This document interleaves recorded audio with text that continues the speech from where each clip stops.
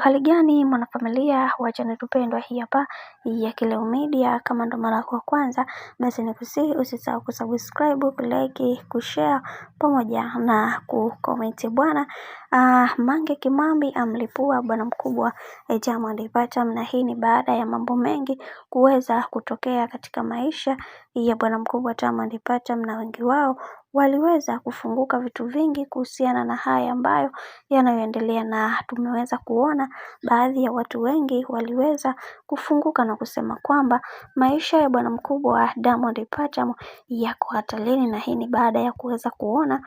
taasisi yake sasa hivi iko mikononi mwa mtu mwingine, jambo ambalo watu wengi hawakuweza kutegemea kama Diamond Platnumz taasisi yake ingeweza kufilisiwa kwa kiasi kile, na wengi wao waliweza kufunguka vitu vingi na kusema kwamba kwa hiki ambacho kinachoendelea kwa sasa yatupaswa kuweza kuwa makini. Kama Diamond Platnumz anafilisiwa, hao wengine ni nani wasiweze kufilisiwa? Na pia tumeweza kuona ni namna gani ambavyo anavyopambana kuweza kuhakikisha kila kitu kinakuwa katika misingi na mikakati iliyo imara, kwa sababu watu wengi wameweza kuchukizwa na kauli nyingi ambazo zimekuwa zikiongeleka, na wengi wao waliweza kumsihi sana bwana mkubwa Diamond Platnumz aweze kutambua haki ya bibi Zuhura, kwani Zuchu ni moja kati ya mwanamke ambaye mara zote amekuwa akimpenda na kumhitaji katika maisha yake yote, na hicho ndiyo kitu cha msingi mara zote amekuwa akikiongelea, na wengi wao waliweza kufunguka na kusema kwamba